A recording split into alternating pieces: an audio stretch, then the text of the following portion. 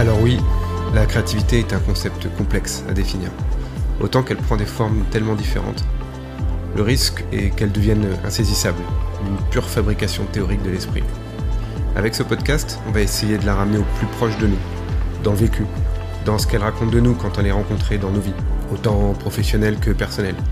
Car il me semble que la créativité se fiche pas mal des cloisonnements. Bon, cela dit, on va se mettre d'accord sur une définition de base. La créativité, elle englobe la capacité d'une personne à générer des idées nouvelles, originales et utiles, que ce soit pour elle ou pour les autres, ainsi qu'à combiner des éléments existants de manière innovante, pour résoudre des problèmes, pour transformer une situation, pour créer des œuvres ou pour concevoir de nouveaux produits, tout simplement. On peut avoir tendance à penser que la créativité se limite aux arts, mais elle est partout, dans bien d'autres domaines. En fait, elle est là où on lui laisse de la place. Elle est souvent associée à l'imagination, la mise en perspective, la curiosité, la flexibilité ou encore la capacité à prendre des risques. Bref, je pense que la créativité est une alliée de premier choix dans nos vies actuelles. Je m'appelle Christophe Leclerc et bienvenue dans Echo, le podcast qui s'intéresse à ce qui arrive quand des personnes laissent s'exprimer leur créativité. Bienvenue Tiffany. Merci beaucoup, ravie d'être là. Comme à l'accoutumée, j'aime bien présenter mes invités.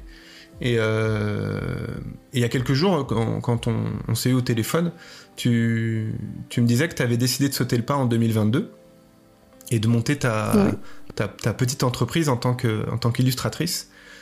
Et pas seulement pour diffuser et vendre ton art, mais aussi et surtout pour mettre en avant ta volonté de faire de la créativité ton sujet principal, un sujet principal, comme quelque chose que tu voudrais mettre au centre du tableau que tu veux peindre. Et pour ça, en fait, tu proposes des ateliers créatifs pour aider les autres à renouer avec leur propre créativité. À ce moment-là, tu m'as confié aussi que ta démarche n'était pas très éloignée de l'art-thérapie. Et comme tu as pu passer toi-même par là, le geste artistique permet aussi et souvent de se révéler à soi-même.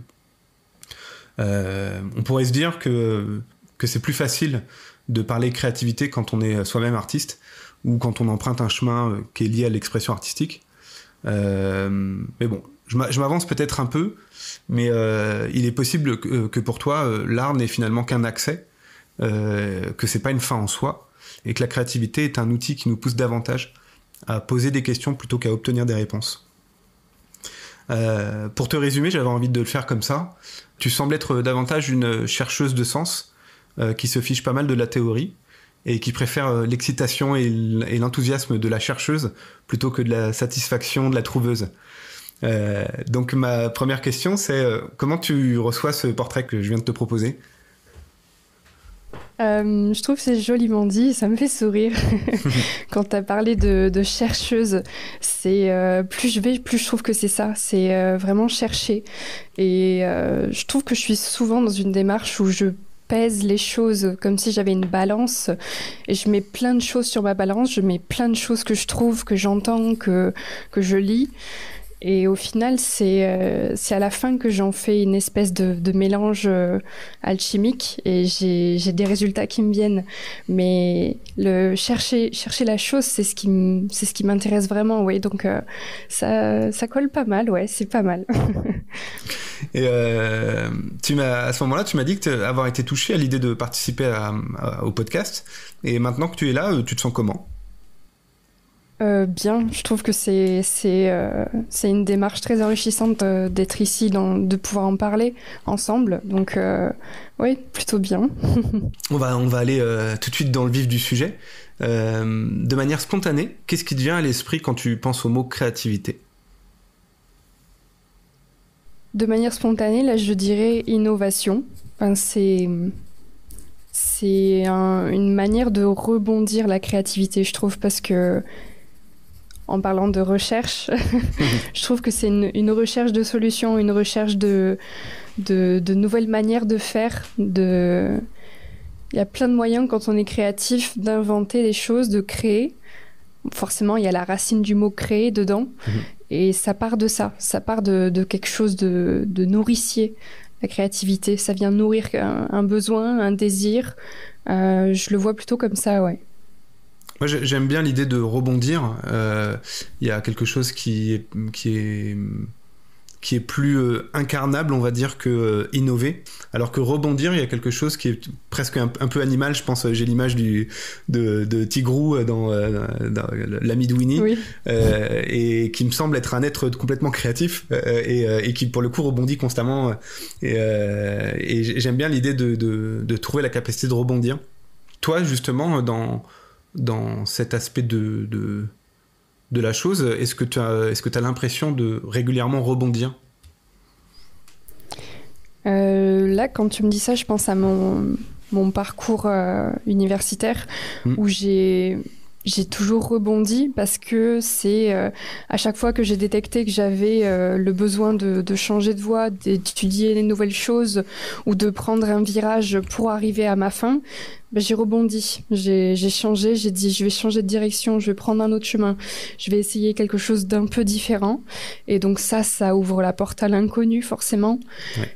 Et il y a une sorte de faire un pas de côté, quoi, de prendre un petit chemin différent par rapport à sa zone de confort. Donc il y a ce côté-là d'en rebondir. Il y a quelque chose de très marrant, c'est-à-dire que c'est décidé, quoi, on rebondit. Mais il y a forcément ce facteur inconnu qui fait qu'il y a un réel enrichissement à apprendre et à créer de nouveau. Et à ce moment-là, tu te poses la question de ce que tu peux chercher, ou est-ce que il y a quelque chose à trouver dans ce pas de côté, ou tu prends juste le plaisir de faire le pas de côté, justement, et de te nourrir de ça en priorité? Je pense qu'au départ, on a un objectif. On se dit, ok, c'est plutôt là que je veux aller. Et c'est en faisant ce pas de côté qu'on découvre et que l'inconnu nous apporte énormément. Et je pense qu'il faut souvent rester ouvert à toute cet inconnu, et à chaque fois qu'on va décider de faire ce pas de côté, il y aura forcément quelque chose de différent et de non maîtrisé qu'on va recevoir, qu'on va pouvoir accueillir. Donc ouais, c'est le fait d'accueillir, c'est hyper important aussi dans tout ça, dans le fait de créer, c'est comme le petit symbole de l'infini. On donne pour recevoir, et quand on reçoit, on a de nouvelles choses qui rentrent. Enfin, c'est une boucle, quoi, je trouve. Oui, il y a un côté qui peut être très grisant et intéressant à aller observer et emprunter, un chemin emprunté. Mais ça peut être aussi un peu effrayant parce que dans l'infini, il y a quelque chose qui est pas sécurisant. Peut-être, en tout cas, qui peut être entendu comme pas très sécurisant pour quelques personnes. Et je me dis, comment tu fais, toi, pour justement trouver une forme de sécurité dans cette créativité? Ça, j'entends complètement que ça peut faire peur, ça peut effrayer. Et je dirais que moi-même, j'ai eu des moments pas faciles. Et du coup, ce que je dirais, c'est tout d'abord d'accueillir le fait que c'est de l'inconnu, que ça peut être effrayant. Et en même temps, comment je vais me laisser porter dans tout ça, comme si on prenait une rivière, qu'on savait que ça allait être torrentiel à un moment dans la rivière, mais au final, je vais essayer de me laisser flotter, je vais essayer d'observer comment ça se passe et de prendre un maximum de choses que ce torrent peut m'apporter, quoi. Et c'est là qu'on apprend énormément, c'est là qu'on s'enrichit énormément.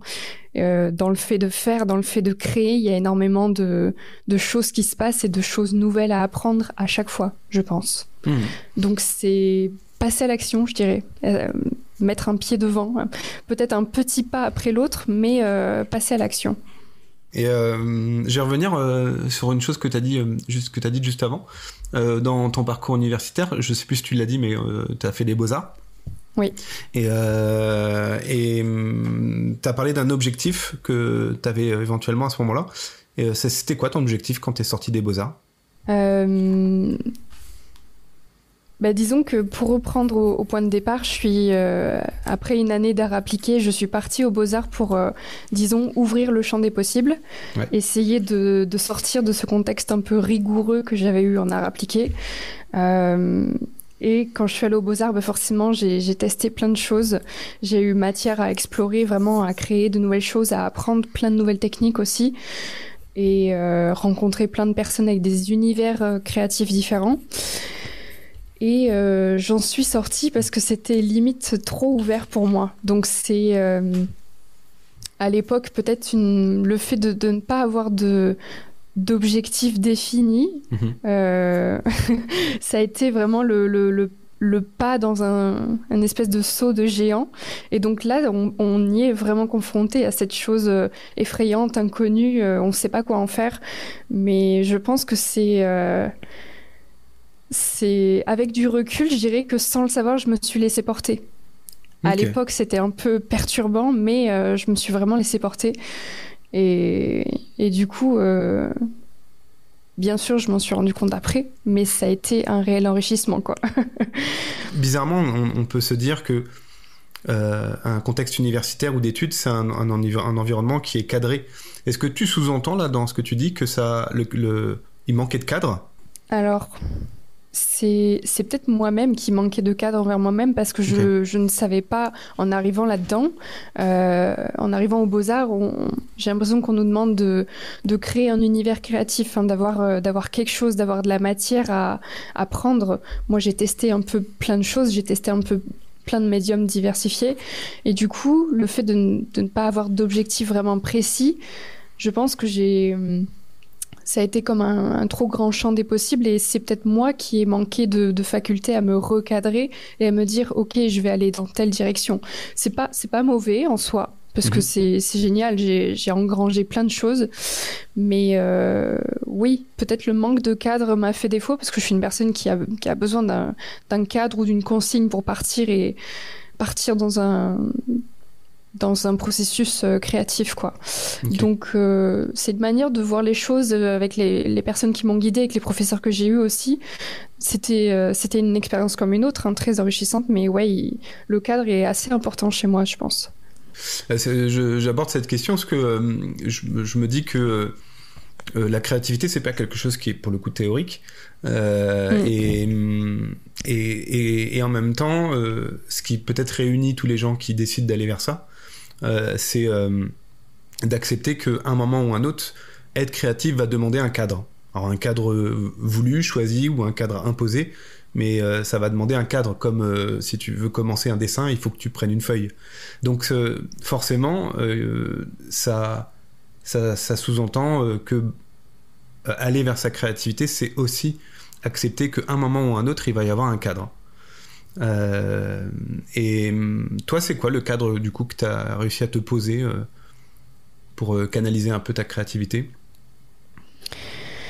Bah, tu parlais de technique et je pense que les petits outils que j'essaie de mettre en place pour moi ou même pour les autres, je dirais que ça part de la technique. C'est-à-dire, on a besoin de quelques outils, on a besoin de quelques méthodes ou quelques petites idées pour démarrer à créer quelque chose. C'est ce que je retrouve dans ma pratique et c'est ce que je vois aussi chez les autres.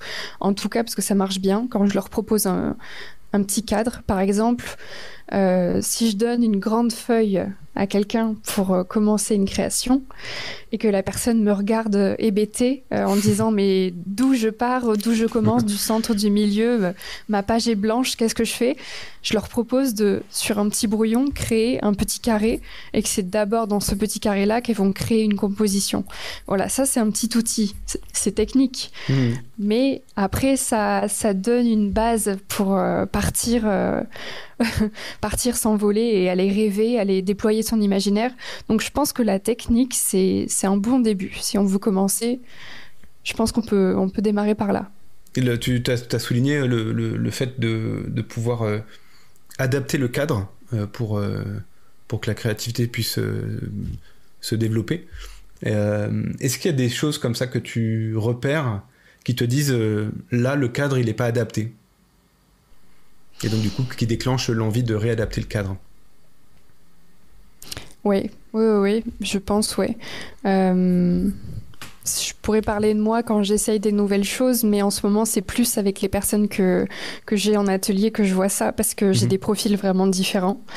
Des personnes qui ont déjà pratiqué, qui sont expertes dans une technique, ou des personnes qui viennent et qui n'ont jamais osé se mettre à la peinture, au dessin, au modelage. Donc, c'est vraiment l'idée de regarder dans donc de quelle manière la personne va se sentir en sécurité pour démarrer quelque chose.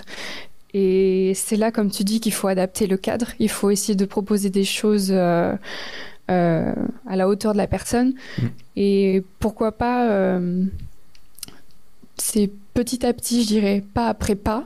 Il faut démarrer par des petites choses. Et si je sens que la personne, même en étant perturbée, elle essaye, elle s'y met, je me dis, ok, c'est gagné. Parce que je pense qu'il y a quand même un inconfort. Hein. Faut pas nier que c'est inconfortable de démarrer quelque chose d'inconnu, que c'est, au début, on se demande où est-ce que ça va me mener. On peut se poser beaucoup de questions. Donc, malgré l'inconfort, j'essaye de placer des petites choses et même des fois, l'inconfort, ça peut être le signe que ça marche, que c'est en train de fonctionner parce que on est en train de patouiller, on est en train de tester. Donc, une fois que le processus est lancé, comme je disais, passer à l'action, c'est parti, quoi.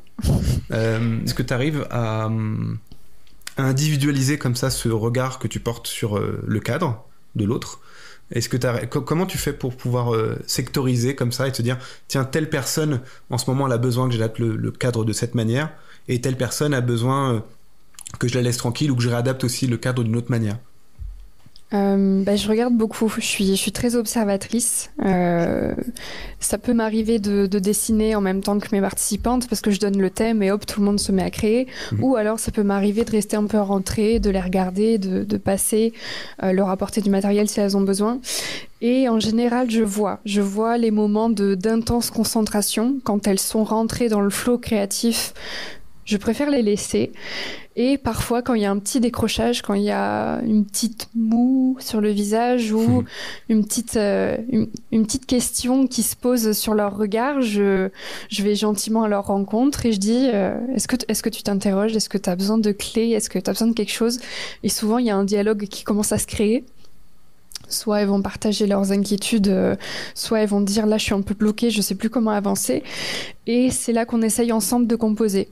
Je trouve qu'intuitivement, je sais leur proposer quelque chose qui va permettre de continuer la création, continuer le dessin.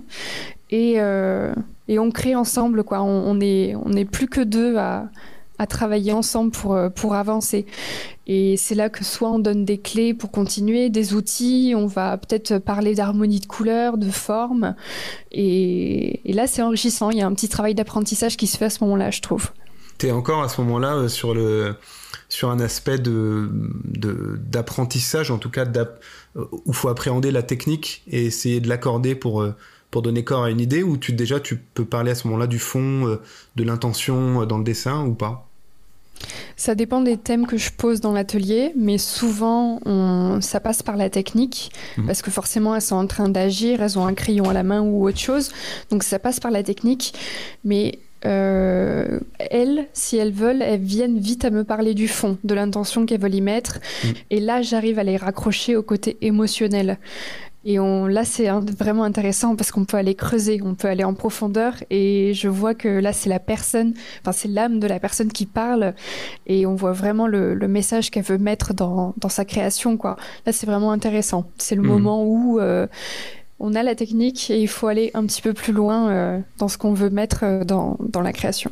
Oui, je vois bien le switch où la technique est peut-être dans les rênes, elle est dans les choses qui guident, et d'un coup, en fait, elle est relayée au service de l'intention. Et j'imagine que ça doit être le moment agréable de voir que la personne, elle switch à ce moment-là, quoi. Est-ce que toi, en ce moment, là on est rentré un peu dans le vif du sujet tout de suite, tant mieux, est-ce que toi, en ce moment, à titre personnel, tu vis une période créative? Je dirais que oui, parce que j'arrive à un moment où dans mon activité d'illustratrice, c'est lancé, mais je vois qu'il faut que je commence à initier des rituels ou des choses qui vont me permettre d'aller plus loin. Je sais reconnaître mon style, je pense, je sais reconnaître ma patte créative, mais je cherche comment avec ce style je vais créer des choses. C'est bien de se connaître, c'est bien de savoir comment on dessine, qu'est-ce qui transparaît à travers nos dessins, mais je trouve que qu'est-ce que j'en fais après, qu'est-ce que je veux montrer, qu'est-ce que je veux illustrer.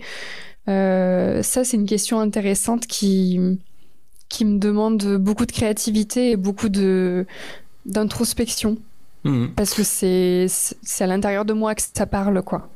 Et je comprends un peu ce mouvement qui peut être autant regardé sur soi en mode introspectif que de aller plus loin, voir plus loin.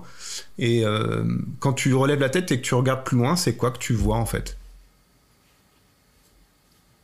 Quand je regarde plus loin, c'est qu'est-ce que je peux faire passer à travers mon art, en fait? Qu'est-ce que je peux donner aux gens? Parce que je pense que pour moi, l'art, c'est un dialogue avec la personne. Il y a un objet qui va forcément révéler une émotion ou faire sortir quelque chose chez la personne qui regarde l'objet. Il y a une espèce de lien qui se crée. Donc, c'est qu'est-ce que moi j'ai envie de dire et qu'est-ce que ça va créer chez les gens. En outre, actuellement, c'est la douceur qui se dégage de mon travail, la douceur, l'apaisement. Je vois que ça fait énormément de bien aux gens et je vois à quel point ça me réchauffe le cœur de voir que je peux apaiser les gens ou leur apporter de l'émerveillement rien qu'en créant des petites choses. Donc là, la question, c'est comment je pousse ça encore plus loin et à quel point ça peut servir les gens ou le monde autour de moi. C'est ça la question en ce moment. Ok, et puis de toute façon, là-dedans, il y a quelque chose qui est forcément dynamique, c'est-à-dire la vue que tu as sur ce que tu peux appeler le plus loin, il est relatif à la position que tu as aujourd'hui. Donc dans quelques mois, dans quelques semaines, cette vue-là aura sûrement changé ou elle aura évolué en tout cas. Oui, ça va très vite. Est-ce que tu as l'impression, là, maintenant, qu'il y a un environnement favorable pour exercer ta propre créativité? Oui, ça passe par plusieurs choses. Ça passe par le fait que j'ai un atelier, j'ai une pièce entièrement dédiée à ça où j'y mets tout mon univers, donc mon univers et mon énergie sont vraiment dans cette pièce. Et ça passe aussi par la saison. Je trouve que au fil des saisons et encore plus dans l'hiver, je me ressource énormément pour trouver matière à créer et à faire ressortir ce qui me traverse. Ça passe par le corps, ça passe par les sensations, par les émotions. Là, l'hiver, c'est une saison où on est censé ralentir, on est censé être en état de dormance, quoi. Et dans la nature, c'est la même chose, tout est en dormance. C'est très, très beau à contempler, à apprécier. Et ça m'aide énormément à mettre énormément de douceur dans ce que je crée. Et c'est très... très enrichissant du coup d'observer tout ça, de se laisser traverser par tout ça et d'ensuite le reproduire. Et j'entends dans ce que tu dis que il semble pas y avoir de moment de pause, de vide. Ça veut dire que c'est quand même un endroit où il y a des choses qui travaillent, alors de manière plus intérieure, mais il y a quand même des choses qui travaillent, c'est juste l'endroit de travail qui a changé, j'ai envie de dire. Et donc j'entends aussi que ta créativité finalement elle est jamais éteinte. Est-ce que tu as quand même souvenir d'un moment, peut-être dans tes processus personnels ou même professionnels, où la créativité est bloquée? Oui, je pense, oui. Est-ce que tu as un événement ou un environnement précis que tu pourrais décrire? Je dirais, alors je sais pas si c'est lié, là je suis en train de réfléchir à ce qui se passe à l'intérieur de moi en même temps, mais je dirais que quand j'ai pas la possibilité d'être en joie ou quand j'ai pas la possibilité d'être dans cet état de pétillement intérieur, que j'ai beaucoup plus de mal à me libérer et à faire sortir les choses ou à avoir envie de rebondir, quoi, de faire ces petites secousses, ces petits rebonds, d'initier tout ça. Je pense que souvent je vois la créativité comme un petit feu chaleureux qu'on nourrit, qu'on attise. Et le feu, il n'est pas toujours flamboyant. Il peut être un peu pareil, avec des petites braises qui essaient de se rallumer. Et je pense que c'est quand ce feu est à l'état de petite braise, presque à s'éteindre, que là j'ai plus de mal. Il y a des périodes comme ça, forcément, on n'est pas toujours feu flamboyant, on n'est pas toujours hyper pétillant. C'est logique, mais ouais, je dirais que c'est des moments où j'ai peut-être le contexte extérieur, mon environnement extérieur, niveau sociabilité aussi, quand c'est trop prenant, quand j'ai pas assez de temps pour moi, pour me nourrir personnellement ou prendre du temps pour moi, que là je vais avoir un peu plus de mal à revenir à l'intérieur, à vouloir extérioriser. Quand c'est trop plein, quoi, j'ai pas assez de place pour réfléchir à l'intérieur et pour avoir cette chose qui vient se réchauffer, s'attiser, quoi. À travers ce que tu dis, j'entends la notion d'inspiration. Et je me demande, dans ces situations où justement tu as besoin de retrouver une forme de créativité, de feu intérieur, est-ce qu'il y a des choses en dehors de toi qui peuvent t'inspirer à ce moment-là? C'est marrant parce que le mot inspiration, c'est ce que j'avais posé sur cette année-là. L'année en cours, j'aime bien poser un petit mot qui va m'inspirer, me guider tout au long de l'année. Donc je pense que cette année, j'ai énormément cherché à essayer de voir qu'est-ce que c'est l'inspiration pour moi, comment ça se traduit. Il y a le fait d'être inspiré, comme on dirait un artiste est très inspiré, et il y a le fait d'inspirer dans le côté respirer, quoi. Ouais. Vraiment prendre le souffle et le placer à l'intérieur de soi. Donc je pense que dans cette année, j'ai beaucoup expérimenté le fait d'être là, à l'instant où je suis, enfin, être présente et consciente dans l'instant présent, quoi. Ouais. Et le fait de me recentrer, le fait d'être plus présente et de prendre des moments où je le suis pleinement, sans penser à hier ou ce que je ferai dans quelques heures, ça m'a énormément aidée. Donc ça, c'est quelque chose qui est, je pense, qui a bien marché. Et le fait être dans l'instant présent, moi, ça passe par des moments de pause, de contemplation, notamment en extérieur. J'aime beaucoup, beaucoup être en extérieur et ne rien faire. Juste, je pense que la nature est assez merveilleuse pour qu'on ait matière à s'émerveiller juste avec ses petits yeux. Donc ça, c'est des moments vraiment où je prends l'inspiration, autant par le souffle que juste le ressourcement. Et ça participe à me nourrir à nouveau, je pense. Oui, je voulais préciser ma question, mais tu viens d'y répondre. C'était vraiment dans la notion d'inspirer, ça veut dire de faire rentrer à l'intérieur quelque chose qui est à l'extérieur. Je vais creuser un petit peu là sur cette histoire d'inspiration, parce que je pense, tu parlais de douceur et de forme d'intériorité dans ce qui nourrit ta créativité.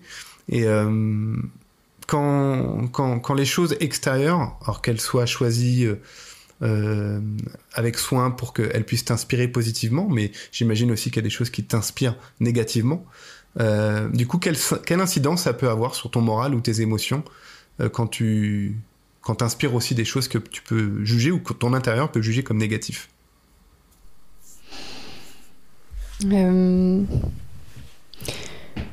Dernièrement, on m'apprend énormément. Enfin, je dis on, c'est avec une coach qui m'accompagne, qui est géniale, qui m'apprend énormément à me laisser toucher. Je pense que c'est cette année que j'ai fait un énorme bond de géant sur le fait de me laisser toucher. Donc, comme tu dis, que ce soit des événements plutôt à connotation positive ou des événements à connotation négative, comment ça va me traverser, comment je vais me laisser toucher par ça. Et ça, c'est quelque chose, je pense, qui est essentiel. Et comment... Moi, je dirais que ça nourrit forcément, comme tu viens de le dire. Ouais, c'est ça en fait, c'est qu'est-ce que j'en fais forcément ça va nourrir des jauges, je pense, quand on est touché par la douceur, par l'apaisement, par l'émerveillement, par de la joie. Forcément, on remplit sa jauge de bonnes choses, mais en même temps, quand il y a quelque chose de plus perturbant, d'inconfortable ou de déplaisant dans le quotidien, forcément on en a tous les jours, c'est plutôt comment je vais essayer de le transformer. Et qu'est-ce que j'en fais de cette chose-là qui m'a déplu, qui m'a gênée? Quel besoin ça a touché? Si j'ai passé une mauvaise journée, quel besoin ça touche? Et je pense que les besoins que ça touche, ça peut nourrir une sorte de nouvelle créativité, quoi. Avec ce besoin, qu'est-ce qui va ressortir? Qu'est-ce que je vais avoir envie de créer et d'initier? Parce que je pense que via l'art, on nourrit aussi des besoins. Enfin, c'est quand on a envie de beau, quand on a envie de choses réconfortantes, d'amour, on peut le trouver aussi par des choses qui sont créées. Ouais, c'est ça, je pense. Et dans ce que tu dis, j'entends la possibilité alors certes de transformer ce qui peut t'impacter négativement en quelque chose qui va être constructif, positif pour toi. Mais est-ce que tu considères aussi que il y a juste la possibilité de les faire exister sans forcément en faire quelque chose, juste parce que la chose négative va faire exister la chose positive juste par effet de relativité? Oui, mais surtout, ça me fait penser au fait que le jour n'existe pas sans la nuit et la nuit n'existerait pas sans le jour. Donc c'est une espèce de yin et de yang, quoi. C'est en comprenant qu'il y a des choses qui nous touchent ou qui nous impactent de manière un peu négative qu'on apprécie encore plus pleinement, je dirais, les moments de joie, les moments de pétillement. Et ça peut servir à se nourrir. Enfin, donc en ça, c'est là que je reviens sur le fait de se laisser toucher, que c'est autant important de se laisser toucher et d'accueillir les choses inconfortables pour ensuite vraiment apprécier les choses qui sont bonnes, quoi. Oui, j'aime bien dans ce que tu dis là, c'est d'accepter que fondamentalement, autant tu parlais de la créativité comme un passage à l'action, quand on est touché, on nous demande pas de passer à l'action, on demande juste à être touché, point. Et quand on avait discuté tout au début au téléphone, je reviens sur une chose que j'avais notée. Tu m'avais parlé du fait de lever les masques. Précisément, tu m'avais dit j'ai envie de participer à lever les masques qui peuvent obstruer ou gêner l'accès à la créativité. Et t'espères en général trouver quoi derrière les masques?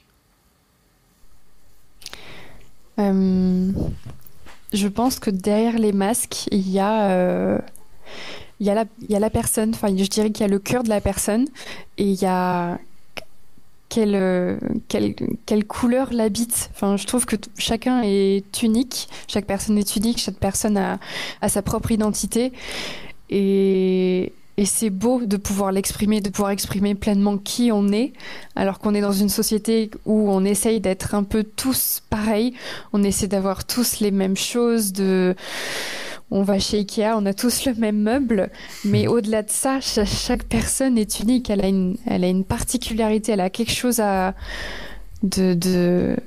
qui est singulier. Et donc c'est vraiment la singularité de la personne qui serait importante à laisser être, se laisser rayonner, quoi, s'accepter, s'aimer et se laisser pleinement rayonner.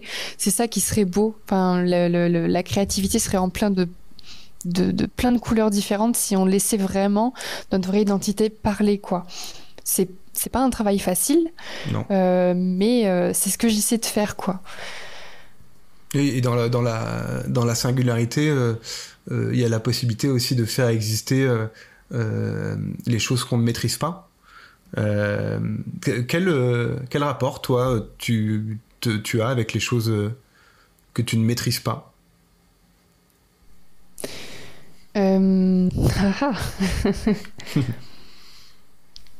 Mais je dirais du lâcher prise. C'est pas facile, hein. Je dis pas que j'ai la solution, mais j'essaierai de l'aborder avec du lâcher prise. Et d'ailleurs, quand il y a quelque chose que je ne peux pas maîtriser, la première chose que j'essaie d'avoir à l'esprit, c'est ok, là, il faut juste laisser faire. Il faut éviter d'y mettre trop d'émotionnel parce que on maîtrise pas, quoi. Ça sert à rien de vouloir enfoncer une porte qui est verrouillée. C'est un peu ça l'image que j'ai. Donc je dirais du lâcher prise, et c'est un peu pareil quand on essaye de créer, quoi. Donc dans ce que tu viens de dire, il y a quelque chose qui m'interpelle, c'est ça voudrait dire qu'il y a un moment, on est censé comprendre que ce qui se passe n'est pas maîtrisable. Quand ça peut nous arriver, entre guillemets, de nous acharner sur quelque chose, c'est parce que on est persuadé que les choses peuvent être autrement. C'est quoi pour toi ce moment où tu décides que là, c'est sûr, là, ça changera pas, et que c'est à ce moment-là que du coup tu décides d'enclencher le lâcher prise? Je dirais que corporellement et mentalement, ça passe par un épuisement. C'est épuisant d'essayer de faire changer les choses alors que c'est pas en notre pouvoir. Enfin, peut-être les gens vont le comprendre, mais c'est un épuisement. C'est fort, quoi. On lutte, c'est une espèce de lutte. Donc, au bout d'un moment, quand on sent qu'on est à bout, c'est là qu'on essaye de se poser la question, mais en fait, ça suffit. Je vais ressentir beaucoup plus de légèreté et d'apaisement en lâchant prise. Donc, oui. C'est à ce moment-là qu'on ouvre les yeux et qu'on se dit « Ah ouais, ok, je vais tranquillement desserrer ma main et lâcher pour que les choses coulent d'elles-mêmes, quoi. » Du coup, souvent, moi, quand on me parle de lâcher prise, ça me renvoie beaucoup au fait d'abandonner, d'accepter que les choses peuvent être abandonnées. Et ce mot fait un peu peur parfois. Donc du coup, je me demande comment tu reçois, toi, le mot ou la notion de l'abandon en général. C'est pas facile. L'abandon, pour moi, c'est pas facile. Donc c'est hyper intéressant de parler de ça. Je pense qu'avec le recul, on apprend que quand on abandonne quelque chose, et forcément, si on l'abandonne, c'est que ça nous apporte plus grand chose et que c'est mieux de lâcher. Quand on abandonne, on reçoit quelque chose d'autre en échange. Je pense que les choses se transforment. On est encore sur cette notion de transformation. Et pour en revenir au lâcher prise, si on lâche une espèce de lutte, on va se rendre compte qu'il y a quelque chose de, je dirais, à l'opposé qui va arriver, c'est de la légèreté. Et c'est le fait que les choses peuvent être beaucoup plus apaisées à la fin. Parce que moi, je pense que si on est en lutte, ça peut pas circuler correctement, quoi. Donc il y a une prise de conscience à faire, certes, et qui souvent n'est pas facile parce qu'on lutte, personne ne veut abandonner ou être abandonné, c'est vraiment pas facile. Mais c'est accepter qu'en fait, en soi, on a déjà les ressources pour revenir à quelque chose de plus léger, de plus apaisé. Je pense que je le verrai comme ça avec du recul. Ouais, ça m'emmène vers la dernière partie de notre épisode qui... On l'a bien préparé, j'ai l'impression, la fin. Parce que c'est toute cette histoire de complexité aussi dans l'acte créatif qui fait que, comme on a dit, on va aller chercher dans un éventail qui est de plus en plus grand et qui s'ouvre de plus en plus large, qui fait que ça devient quelque chose de très engageant. J'avais une dernière question par rapport à l'engagement. Est-ce que tu te sens comme une personne engagée dans ton art en général? Le mot engagement, il vient un peu sonner comme la responsabilité. Je pense que si on est engagé dans une voie, dans une vocation ou dans quelque chose en particulier, il y a une notion de responsabilité. Ça veut dire on apporte quelque chose, on nourrit quelque chose qui pour nous est supérieur, qui est important. Donc l'engagement, ça a trait avec les valeurs qu'on porte aussi. C'est comme une responsabilité, c'est comme porter quelque chose à l'autre, quoi. C'est porter quelque chose qui est beau pour nous et l'apporter au monde, quoi. Ouais. en faire témoignage au monde de la meilleure des manières qui soient, quoi. Que le message ne peut pas forcément être reçu par tout le monde, mais il y a une sorte de montrer la beauté de notre engagement, quoi.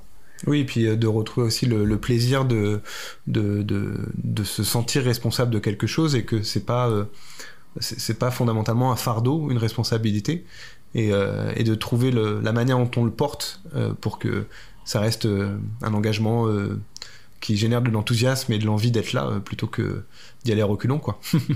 Oui. Parce que la responsabilité, ça peut aussi faire peur à pas mal de gens, parce que tout d'un coup, les gens sont déjà responsables de beaucoup de choses, et si on leur demande en plus d'être créatifs et d'être responsables de ce qu'ils créent, ça rajoute encore des choses, quoi. Sur le moment, on peut l'être responsable, mais après, quand on lâche, disons que le tableau, comme tu dis, l'œuvre, elle nous appartient plus. Donc, je dirais qu'on on crée peut-être d'abord pour soi, avec ses valeurs, avec son engagement, et ensuite c'est quand on lâche que voilà, les émotions vont surgir, ça va suggérer des choses aux gens, et il est peut-être là l'engagement, c'est laisser les autres se laisser toucher par ce qu'on fait aussi. Donc forcément dans le message qu'on porte, il y a une sorte de accepter que ce sera reçu d'une manière ou d'une autre, quoi. Ça c'est un travail qui est fait tout au long de la vocation d'artiste, je pense. Comme chaque fin d'épisode, j'aime bien trouver ces citations, ou essayer de retrouver une parole publique d'une personne qui s'est exprimée sur la créativité en général, peu importe son parcours d'ailleurs. Et j'avais envie de trouver là un auteur ou une autrice qui fasse écho à la question de la levée des masques. Et j'ai trouvé une personne, c'est une femme qui s'appelle Brené Brown, qui est une travailleuse sociale américaine et qui est aussi conférencière. Et apparemment, elle a aussi un long cursus en tant qu'enseignante en université sur les sciences sociales et humaines. Et elle a écrit un livre qui s'appelle La force de l'imperfection, qui a été publié en 2010. Et dedans, elle soutient l'idée qu'il n'y a pas de créativité sans vulnérabilité. Qu'est-ce que tu penses, toi, de cette idée ? J'ai envie de dire bien sûr.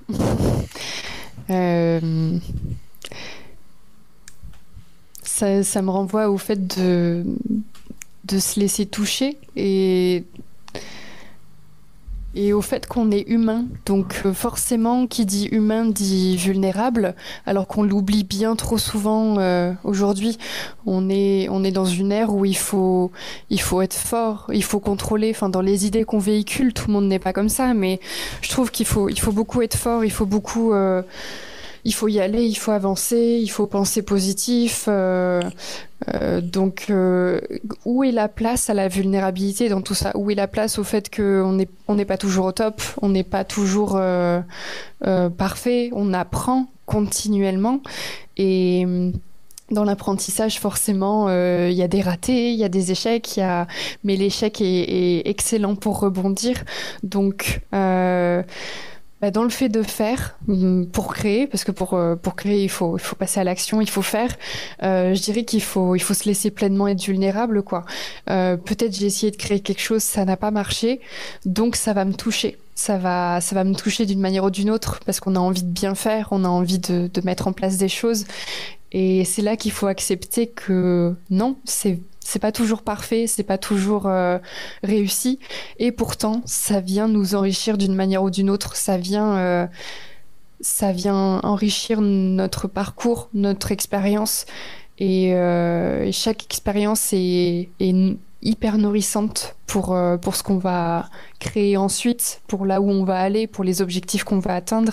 Donc forcément, la vulnérabilité, c'est très très important, et c'est très beau cette citation, parce que c'est pleinement accepter qu'on est humain, qu'on a des émotions, et que c'est ok, quoi. Peu importe l'état dans lequel on est, que ce soit bien ou pas bien, c'est complètement ok. Laisser de la place à tout ça, laisser de la place à la vie, quoi. Aujourd'hui, dans tes créations, tu penses faire exister ta vulnérabilité, ou c'est pas encore le cas, ou c'est peut-être tout simplement pas ton envie ? Dans l'idée que je suis un petit peu perfectionniste, je dirais que pour le moment, je laisse apparaître des œuvres desquelles je suis plutôt satisfaite ou contente, mais je sais que je me laisse toucher par ce que je fais parce que parfois je vais produire quelque chose et je sais que il y a une erreur dans le processus, il y a quelque chose que j'aurais pu mieux faire ou une technique que j'ai pas assez bien maîtrisée avant de passer à l'action et pourtant je l'ai quand même fait. Je l'ai quand même produit, je l'ai quand même montré au monde où j'ai quand même passé la commande. Je dirais que pour moi, c'est accepter continuellement que je suis en cheminement, que je suis dans l'expérience et que oui, ce ne sera jamais parfait. Ça, je l'ai appris cette année. Hein, ça sera jamais parfait et pourtant ça touche les gens. Les gens, il y a une réaction. Pourtant, c'est là, ça vit et on va certainement pas attendre que les choses soient parfaites pour vivre et pour faire. Peut-être qu'aujourd'hui aussi, même sans avoir une culture artistique approfondie, ce qui fait que le public ou une personne est touché par une œuvre, c'est aussi parce qu'il est en capacité d'y voir une forme de vulnérabilité et donc du coup aussi d'imperfection. Et sans forcément le mentaliser ça parce que je pense que ça dépasse le cadre du mental de voir de la vulnérabilité dans une œuvre et d'être touché par ça. Et peut-être que les gens ont envie de découvrir ou en tout cas peuvent être touchés par l'art parce que justement c'est vulnérable à certains endroits. Mais je suis entièrement d'accord et je pense qu'il faut je pense que l'œuvre est émotion quand on perçoit la vulnérabilité de la personne qui est derrière parce que c'est encore, heureusement, ce sont des artistes qui produisent des œuvres et pas encore des machines, mais je pense que le jour où ce sera les machines qui produiront des œuvres, on ressentira plus rien, il y aura rien derrière. Et c'est ça qui est important, c'est de voir la vulnérabilité de la personne, de voir l'humain, de voir cette petite chose qui est là, qui vibre, qui vit. Je pense que c'est pleinement avec ça qu'on arrive à créer et la création c'est que ça donc complètement d'accord avec cette idée de vulnérabilité qu'il faut laisser transparaître dans ce qu'on fait pleinement, ouais. Et pour autant je fais une toute petite digression parce que tu disais que c'était que la chose changerait peut-être le jour où les machines créeront des œuvres. C'est déjà le cas et aujourd'hui je sais pas si tu as tenté de voir ou de tester de ces intelligences artificielles qui peuvent créer en moins de 30 secondes des œuvres d'art. En tout cas, c'est vendu comme ça, l'idée. Et j'ai été le premier, moi, à ressentir des choses face à des créations artificielles et de me dire, et ça m'a vraiment questionné sur le fond de... on est quand même touché par quelque chose qui est fondamentalement non humain. Et du coup là je pense qu'il faudrait que je sais pas si t'as fait l'expérience toi d'aller voir ce genre de choses. Oui je vois surtout sur les réseaux sociaux ou des articles on voit passer des personnes qui relatent des œuvres faites par des intelligences artificielles. Oui. Des fois on voit même des posts où il y a marqué fait par une intelligence artificielle, donc oui j'en ai vu passer forcément. Oui, j'ai pas testé mais j'ai vu. Et ça, il y a quelque chose qui fait que ça bouleverse quand même notre rapport profond à ce que l'on peut appeler œuvre artistique. Mais voilà, j'avais juste envie de partager avec toi parce que moi, c'est vraiment quelque chose qui m'a... J'étais un peu comme toi, de me dire heureusement qu'il y a encore des humains qui tiennent le pinceau, qui tiennent le stylo et qui font des choses. Et force est de constater que j'ai été touché plus d'une fois par des œuvres non humaines. Oui, donc oui, c'est intéressant ce que tu dis parce que forcément, si tu as été touché, ça prouve que ça marche. Et ça prouve que... après, moi, j'aimerais bien savoir comment ça marche parce que j'imagine que dans les algorithmes de création, ils s'appuient sur des choses qui existent déjà ou des paramètres que nous, on a pleinement créés. Donc, ils s'appuient sur ça pour initier de nouvelles choses. Mais c'est ce côté... lien qu'on peut créer entre ce qu'une personne veut mettre dans une œuvre et comment l'autre le reçoit, c'est cette espèce de lien-là sur quoi il repose, quoi. C'est tangible sur les émotions, sur la manière dont on le reçoit, c'est ça qui est intéressant à questionner aussi. Oui, et puis c'est qu'est-ce qui fait l'identité au fond d'un artiste. Quand on sait qu'aujourd'hui une intelligence artificielle, elle glane en quelques secondes des centaines de millions d'exemples d'œuvres, de photos, de visuels, de créations en tout genre, pour pouvoir synthétiser comme un adulte le ferait avec toute son histoire, qui synthétiserait sous un coup de crayon 20 ans de vie. La machine, elle le fait en quelques secondes, et pas à travers la vie d'un seul humain, mais la vie de centaines de millions d'humains. Et il y a quelque chose qui me donne le vertige à chaque fois, moi, là-dedans, et de me dire, peut-être que c'est juste ce qui nous effraie là-dedans, c'est que tout ça, c'est un processus qui est accéléré fois 10 000, mais qui finalement est le même processus d'un enfant qui grandit dans un contexte, qui s'inspire, et qui jusqu'à l'âge adulte va nourrir tout plein de choses, qui va se cristalliser dans un coup de crayon. Il y a quelque chose qui a fait miroir, si tu veux, avec l'histoire d'un être humain, pour moi. Voilà.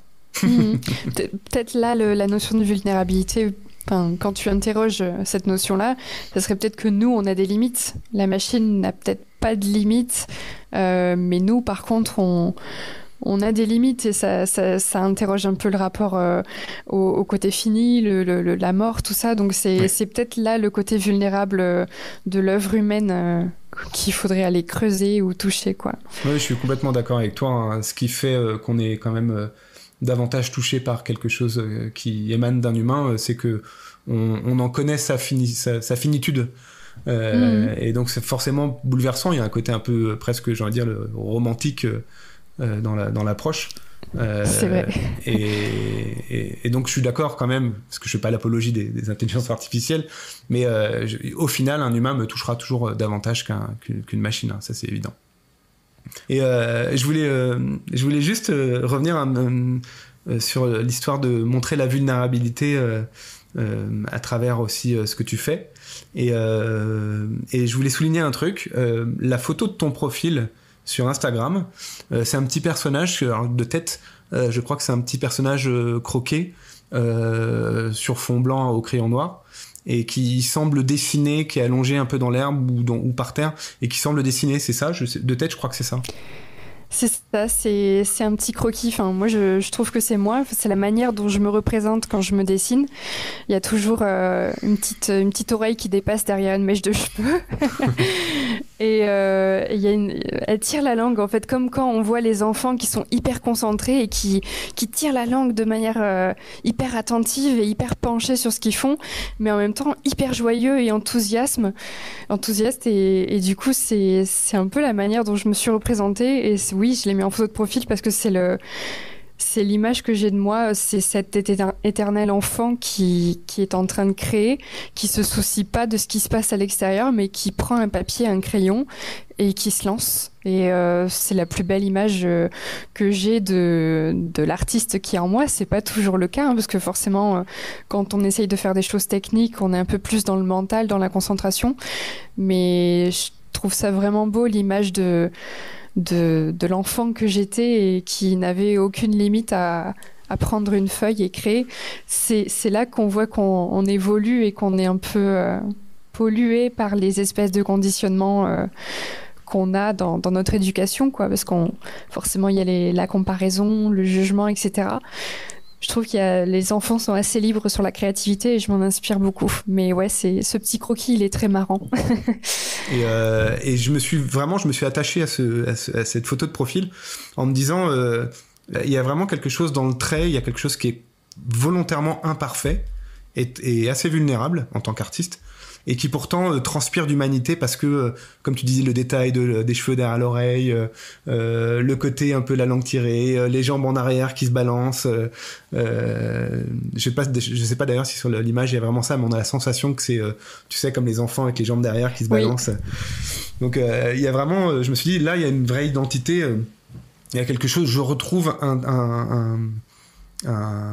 une sensation, une émotion que j'ai déjà vue à d'autres endroits, peut-être pas exactement de la même manière, mais qui est vraiment de montrer toute la force créatrice d'un enfant ou d'un adulte qui assume cette part-là, et de ne plus se soucier en fait de ce qu'il renvoie comme image, juste d'être là en fait. Ouais, c'est ça. C'est très joliment dit, merci. Ces petits personnages-là croqués sur le vif très spontanément, c'est un style que j'ai, c'est de la BD, parce que j'en fais un petit peu. Et on est en plein dans la vulnérabilité, parce que quand je veux créer une BD, c'est que j'ai quelque chose à dire, ou j'ai quelque chose qui m'a amusé, qui m'a fait rire, ou qui m'a bouleversé, ou un moment gênant, et je vais le retranscrire en BD. Donc c'est dessiné assez rapidement. Ça varie des illustrations que je peux faire à l'aquarelle ou en peinture, et c'est vraiment avec un crayon noir, hop, je croque. Et oui, il y a pleinement cette vulnérabilité. J'ai eu un moment gênant, je l'illustre, et au final c'est très drôle, et tout le monde le trouve très drôle, alors que sur le moment pour moi c'était très désagréable. Et c'est une manière c'est un exutoire aussi, cette manière de dessiner. Donc je comprends que t'aies pu percevoir toute la vulnérabilité que contiennent ces petits dessins très simples. Et c'est aussi une manière d'apprendre et d'expérimenter quand on se dit c'est fait très rapidement, donc il n'y a pas énormément besoin de technique. C'est ce que je vais essayer de transmettre dans les prochains cours que je ferai sur la BD. Mais j'ai beaucoup appris en dessinant de cette manière-là, ouais. J'ai l'impression qu'on arrive à la fin. C'était vraiment un plaisir de pouvoir t'entendre aussi et de découvrir un peu comment tu fonctionnes, j'allais dire dans l'arrière-boutique de ce que tu fais, de ce qui te traverse. Donc vraiment merci à toi de t'être prêté au jeu. Et j'essaierai de mettre en lien